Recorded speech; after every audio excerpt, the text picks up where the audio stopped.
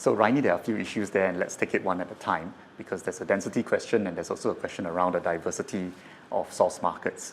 On density, I think we need to see things in its right context, because from a visitor annual visitor number of 17.4 million, and we have an average length of stay of 3.5 days.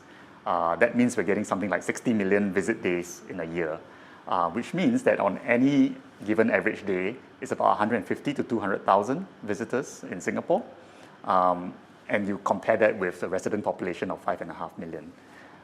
So in that context, I would say I don't think we are running a huge risk of overcrowding, at least not from a result of tourism activities, right? And I think given Singapore's experience with being able to be efficient in terms of managing traffic, managing people flows, that's something which we can manage quite well. However, I think it is important, and we've been emphasizing this for some time now, that we are still going for yield when we grow the tourism numbers. I think we want to make sure that every visitor makes a good contribution to our economy, and so that informs the way we go after the target audience in each source market. As to whether we are too concentrated in terms of source markets, I would say we are fairly diversified at the moment. So Asia is a big space with many different markets within that, and we are in the heart of Asia, so I think it makes sense that it's not surprising that we have most of our visitor arrivals coming from Asia, especially with the Asian economies doing well in recent years.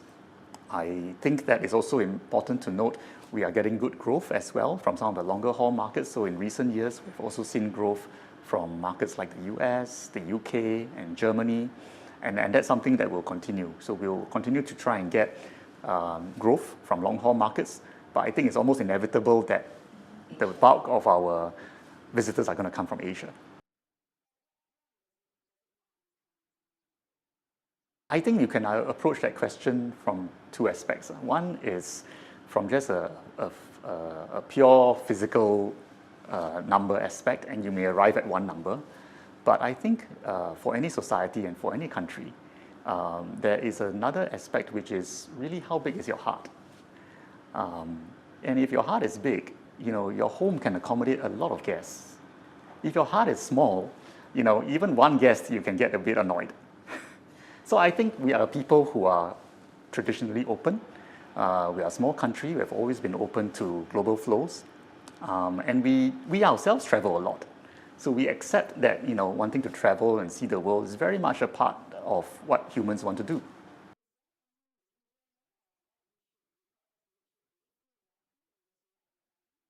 Overcrowding is not a physical constraint at this point in time for us. And I think we do have a good diversity. We have the three big markets that you have talked about, China, India, and Indonesia. But we're also getting strong rates of growth from the other Southeast Asian markets, for example. So I don't think you will see us making a real effort to ensure that we continue to attract tourists from a wide variety of source markets.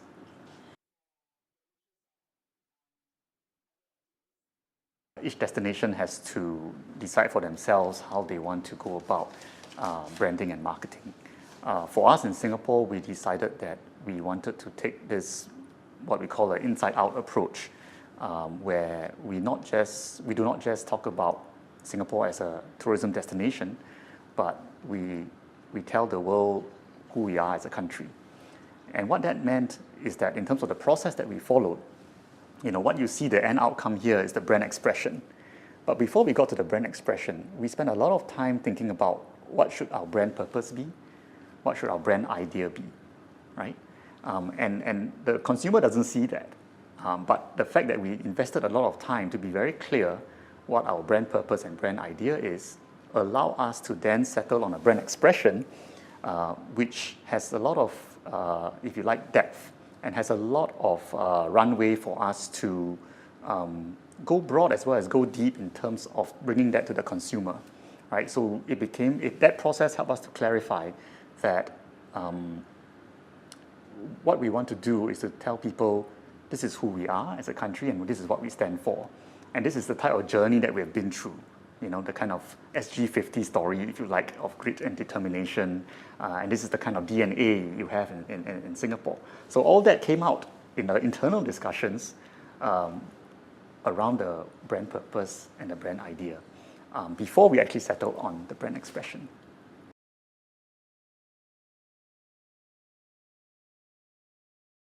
Well, we didn't start off with the ambition that we would have a country brand from day one. As you know, it was STB and the Economic Development Board, EDB. So two agencies within the MTI family decided that it would make sense if we shared a common brand, and our efforts internationally would therefore amplify each other, right? So really, it was two agencies coming together to say, let's do this. What we settled on, and when we shared it with the rest of the government, I think we found that, hey, this had traction beyond EDB and STB, and that this was relevant beyond EDB and STB. And then the question then became, well, if you think that this is relevant and useful for your purposes as well, would you consider also, supporting and using this brand?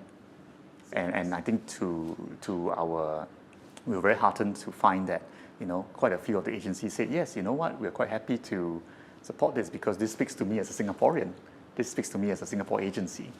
Although I think internationally, the most active agencies are probably STB and EDB. So for many of the other government agencies, their marketing efforts tend to be mostly domestic, which is important as well because then that exposes the brand to a domestic audience.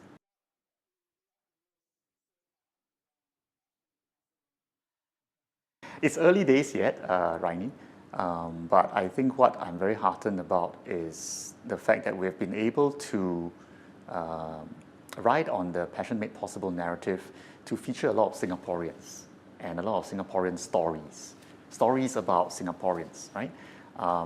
And use that to liven up the destination story. So I think it's been really nice to be able to put the spotlight and the focus, on our chefs, on our designers, on our artists. I think that's really, really nice. And I think that as a Singaporean looking at these materials, at this kind of content, there's a certain sense of civic pride that comes from it as well. Because it's authentic, it's something that locals identify with, we feel very happy, therefore, bringing this kind of content to the rest of the world.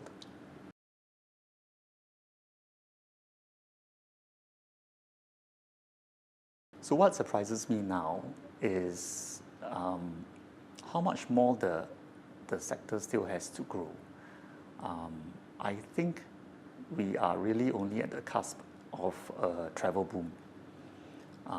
And I think a lot of us are underestimating the potential of travel and tourism to grow.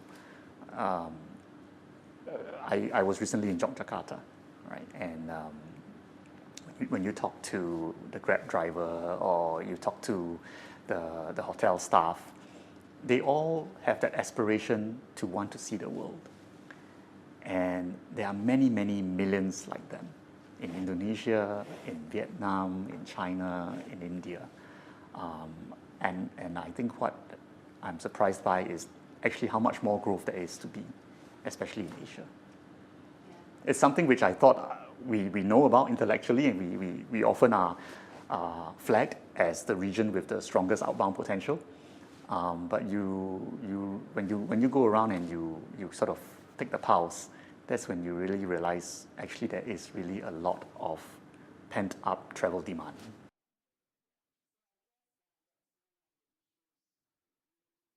That's right. It's one thing to be sort of intellectually aware. It's another thing to then translate that into action, into strategy, into preparing yourself for that future.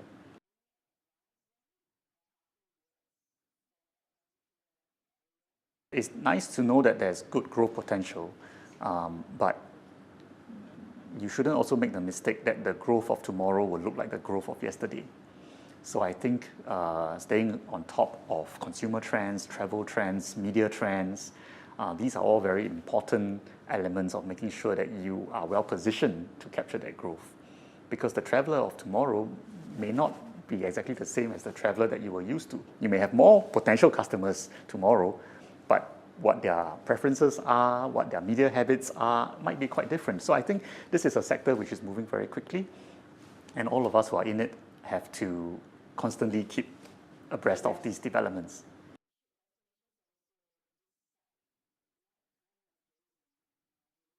Yes, I think that's a very important question for every destination to ask themselves.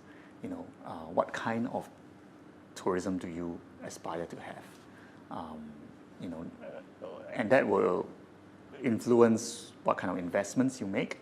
That will influence what you do in the source markets that you choose to be in. So I think it starts from a very clear understanding of what your goals are. And I think each destination may have different objectives and different goals when it comes to tourism development, which is perfectly valid. I think one of the things that I'm proud of is that I've been able to help frame tourism development as part of the broader lens of national development. Not something that is separate from national development, and certainly not something that is opposed to national development. So I think this is very important because, as you talked about earlier, in some other parts of the world, tourism development is not necessarily welcomed by locals.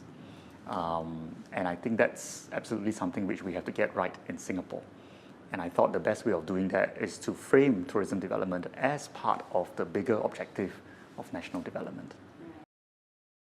You see, for people who are professionals and who work in the travel and tourism sector, it may seem like an obvious point. Yeah, of course tourism is important, of course tourism contributes.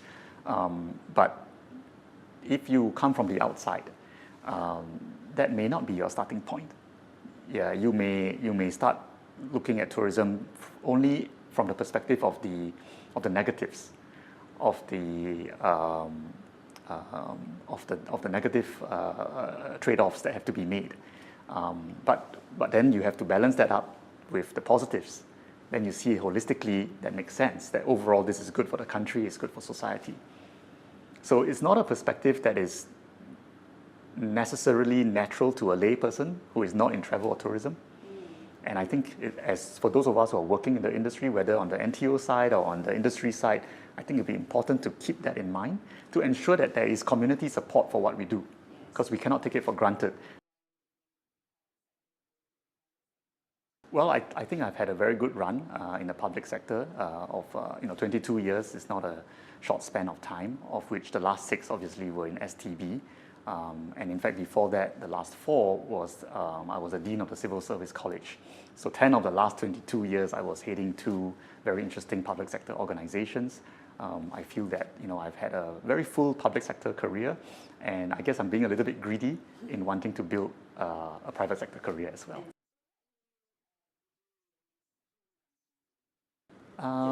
So I think I will be, taking a short break, maybe be a tourist in my own country. And go for that. Go for the bak chor mee. But of course, I will also want to start thinking very deeply and purposefully about the transition that I'm going to make.